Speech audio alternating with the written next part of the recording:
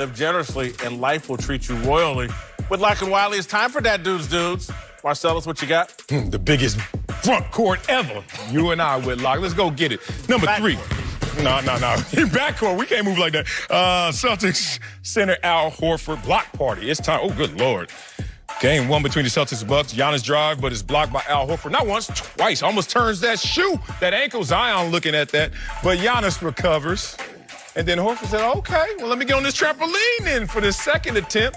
Watch him get up there and block him again. Damn, Giannis, I thought you was a freak. What is Al Horford then? If he got you up there, one more look, gets the palm of the ball to deny the Greek freak. All that in the twisted ankle, too? Ooh, Dad Tito's over there pumped, former Milwaukee Buck. He's loving it. Hey, Al Horford, third that dude of the week. Now let's go. That. Tito's is there. You remember that? Tito! 76ers center Joel Embiid. 2 eyes in Embiid. Yes, there are. Late fourth, Sixers up 4. Pascal Siakam sees Embiid. The ball goes to the double team. Embiid surrounded by Siakam and Marc Gasol. Can't see. 4.5 seconds left. Uh-oh. What you gonna do? Raptors have Embiid trapped. Oh, so they think. But somehow, some way, he spots his 2 teammates on the other side of the court. Hey, I'm open, homie. Over here. Give me the rock. Jimmy Butler says, thank you. Let me drain this 3. Swishy. Leather meets net. And Embiid's our number 2, that dude of the week. Now let's get to our number 1. This is sick. Nuggets guard Gary Harris. Gary is scary, that's what they say. Nikola Jokic sets the screen at the top of the key, and Jokic then gets the ball, and Portland defenders have their eyes on him, as they should, because he's a baller. Oh, but Gary Harris comes this and cuts baseline, base drop, and then hits him with the unbelievable first layup. Now, let's see this up in the air. Woo, McCollum, he actually gets his hand on the ball, gets a piece of the rock. Harris hangs in midair, damn, completely under the basket in a chair, and makes it plumb. He's like, I got an easy dunk if you just pass it. And he got his D-Boy voice. These my stats, punk. Going up there with that. Making it look easy reverse layup. That's insane. Look at the English on that ball. Plumlee, you can't tip that in.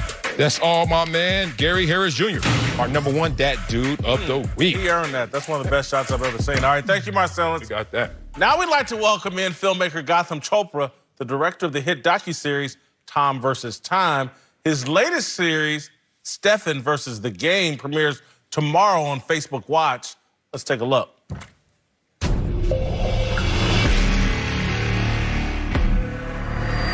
I don't do the most, but I do a lot. I was always the smallest kid growing up. Stephen was always the guy who nobody even expected to be the best. He wants to win at all costs. Shoot the shot. There's no slacking. Never in a million years imagined this to be a possibility. Let's do it. All right, let's get dressed so we can have some fun.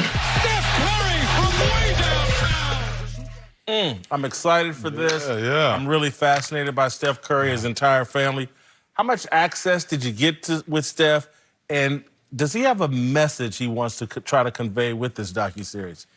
Yeah, well, I mean, I'd say the access now versus the access a year ago when we first started is, I mean, it's a function of time, right? Like, it's not just Steph, it's Aisha, his wife, getting more comfortable. It's his parents who are very much a part of his life, getting more comfortable. But yeah, I mean, and also, to answer your second question, I'm partners with Steph on this. This is a collaboration, right? Like, this is what story do you want to tell? Yeah. And I think if you talk to Steph about, like, why he's even doing this, it's because he realizes he has this platform, you know, specifically in this case with Facebook and Instagram. He's got 25 million people follow him. He has a message, like, he has a mission. He wants to inspire. I mean, he is now Goliath, I guess, but he was David versus Goliath. He was the guy who was not meant to accomplish this, and he has through his relentless, like, hard work, and I think that's, like, the story, and he wants to inspire others. Now, let me give you a full intro. Fun fact, Whitlock, for everybody out there, we went to Columbia together. Columbia, you know 97. So my documentary's coming. You got to know. You're going to look out for his voice. I mean, it's only best of the best. So,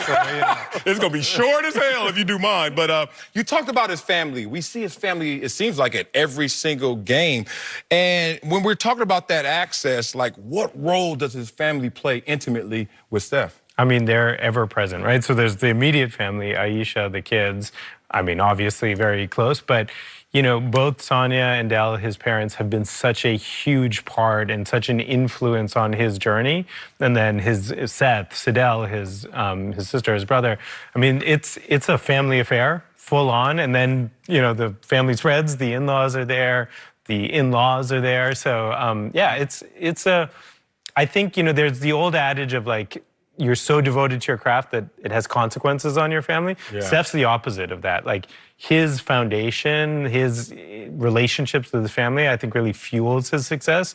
And so it's really important for him to have all of that secure. Is that the message he's trying to push out about his family and their level of support and being all in with his family? Because that's what fascinates me about him.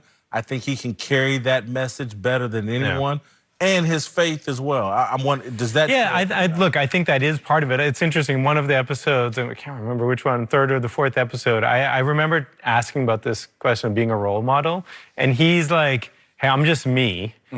This is who I am. Family, faith is such a big part of my life, authentically. And yes, that he's very aware that that's an inspiration, but he's sort of uncomfortable in that same way of like, oh, I don't think of myself as a role model. I think of myself as doing what I do, knowing that that inspires others is great. And yes, I want to show that to the world. Oh, well, big summer coming up. Obviously, KD has a big decision to make. I want the real rooting interest of Steph. Would he embrace? Is he rooting for KD to stay, keep this together, or is he rooting for him to go so I could get all my shine? Look, I mean, I don't think there's any lack of shine, you know, and I think, look, Steph sacrificing to bring KD in, I think that same kind of theme exists today. Look at, I mean, why wouldn't it? The success that they've had together. Steph is very knowledgeable, the history of the game, you know, in terms of what these guys can accomplish together. So I think, I think he wants his teammate and his friend to stay. I think he's also respectful of his teammate and his friend. So it doesn't annoy him? Like, it used to be only Steph at the free throw line, MVP, but now KD gets up there, MVP. It never... No, I think that's a source of motivation. He's competitive. Like, yeah, I mean, even on his own team, like, is he the guy? Whose team is this? Right. You know, all of that. But I think, like, ultimately, winning matters most, you know, and, like, it's not like he's had to take a discount. The team recognizes his value. Good point. And so I think, like, success. But I also think there's an awareness, not just KD with free agency, but it's the NBA, it's the cap. It's like you can only fit so many of these pieces together after so long. And so what's happening right now, the potential for a third straight title or fourth in 5 years, those guys are on it. I mean, I don't think they're thinking too much about free agency right now. Gotham, you got to spend a lot of time with Tom Brady, Kobe Bryant, now Stephen Curry. Any similarities, Steph, Tom Brady, Kobe all share? Yeah. I mean, relentless devotion to craft. And yeah, that chip on the shoulder, like always finding something to motivate yourself. I mean, Tom is probably the best example. It's like, I don't think many people doubt him anymore, greatest of all time. It's not he doesn't doubt himself, but he always finds that next thing to sort of motivate him. And I think with Steph, again, another guy who's, you're like, man, you've accomplished a lot. Greatest shooter of all time? Yeah, I'd probably call that best, you know, generational talent, dynasty right now, defining team of the era. Yeah, and yet finding something. I mean, if KD does leave, I guarantee you that will become motivation for Steph next year. Gotham, I've got the how you can do the Marcellus documentary, Marcellus versus hair loss. What? This is by choice, my brother. It's going to be short. I'm trying to throw it, right? Coming up, Odell Beckham Jr. and the Browns are building some crazy hype. We'll get into that and the best and worst.